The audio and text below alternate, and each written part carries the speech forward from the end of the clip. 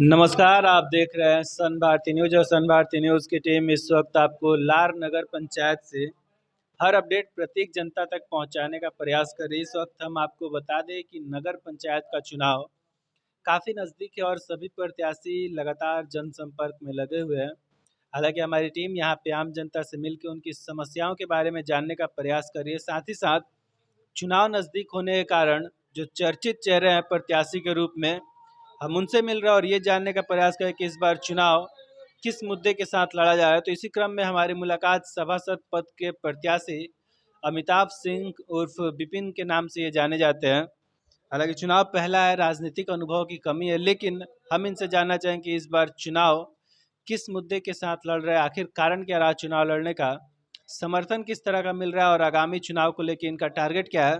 तो सबसे पहले बहुत बहुत स्वागत है सर आपका। मैं अमिताभ सिंह विपिन,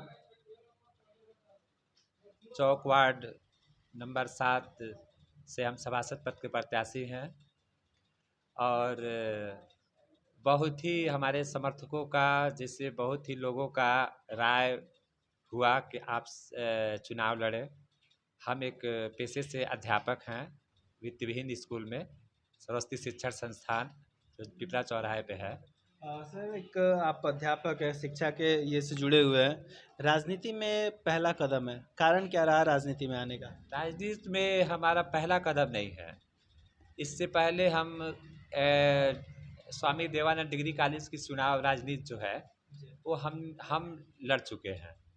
हम बहुत पहले, साल पहले हम डिग्री कॉलेज के उपाध्यक्ष पद पे जो पहली बार ही चुनाव लड़े और पहली बार ही अच्छा जनसंपर्क और लोगों का जो समर्थन हमें मिला और अच्छा वोट मिला। हम चुनाव तो हार गए लेकिन हम सेकेंड पोजीशन पे रहे, हम दूसरे पोजीशन पे रहे। और फिर हम सबसे मेरा क्वालिटी है कि हम लोगों की सेवा के लिए हाजिर रहते और हमारी जो, चाहे वो गरीब हो या अमीर हो या छोटे हो या बड़े हो, ये माताएं हो बुजुर्ग हो, जो किसी के प्रति हम हमारे अंदर ये ललक रहती है कि हम उन लोग प्रति कुछ करें और दुख दुख में सुख में हमेशा ही हम खड़े रहने का प्रयास करते हैं। फिलहाल अभी लगातार आप आम जनता से मिल रहे हैं, क्या फीडबैक आ रहा है? हाँ, हमें बहुत ही समर्थन मिल रहा है और हम सोचे भी नहीं थे। हमारे सारे जो विपक्ष जो लड़ रहे हैं वो हमारे से अब बहुत ही पीछे हो जाएंगे। हमारी जनसंपर्क बहुत तेज है।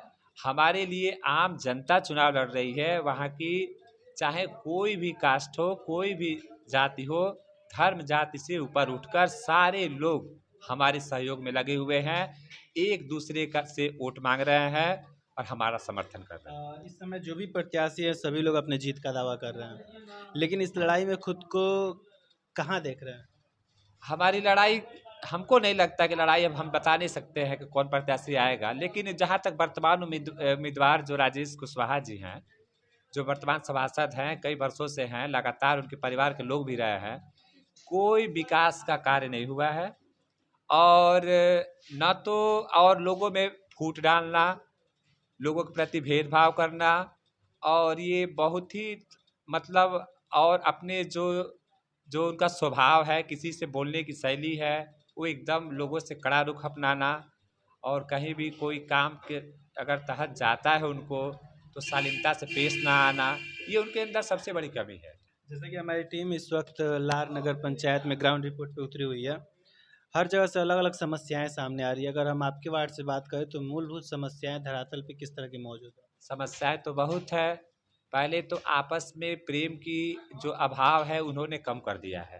एक दूसरे के प्रति, एक दूसरे को लगाना, झगड़ाना, ये सबसे बड़ी उनकी कमी रही है। और उसके बाद रोड की समस्या, रास्ते की समस्या, खड़ंजा की व्यवस्था जो नहीं है हो पा रही है। बहुत जगह नाली पे जो जो उसके शिलापट हैं, जो ये जो शिलापट जो डाले जाते हैं वो नहीं है।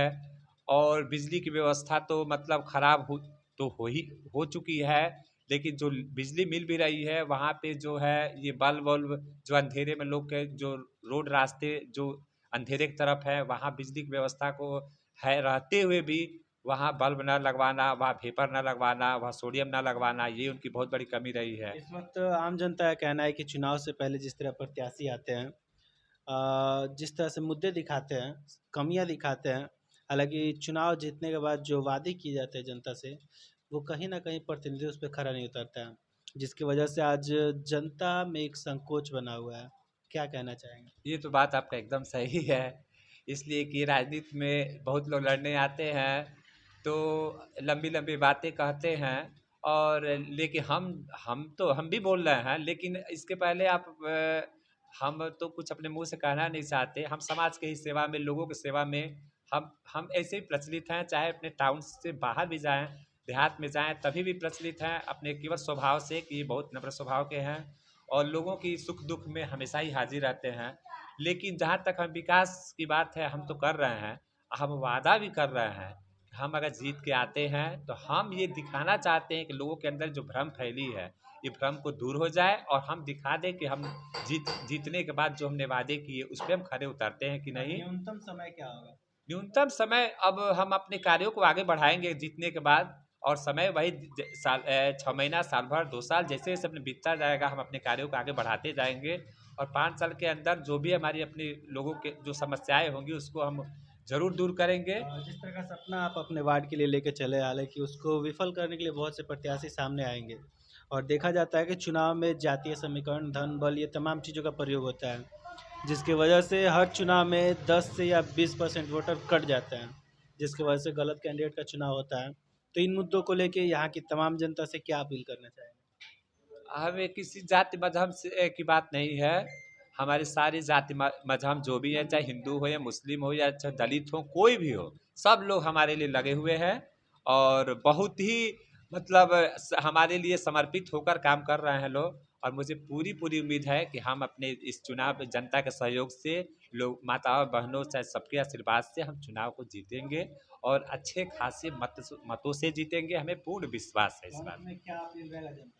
जनता से अपील है कि हमें सब लोग अपना भाई समझ के, अपना एक हर माता अपने बेटा समझ के, छोट जो मेरे मित्र हैं दोस्त समझ के, जो भी है हमारे दिल खोल के सहयोग करें, और एक अच्छे उम्मीदवार का चयन करें जो उनके प्रयास और उनके हर कार्यों पे सफल उतरे।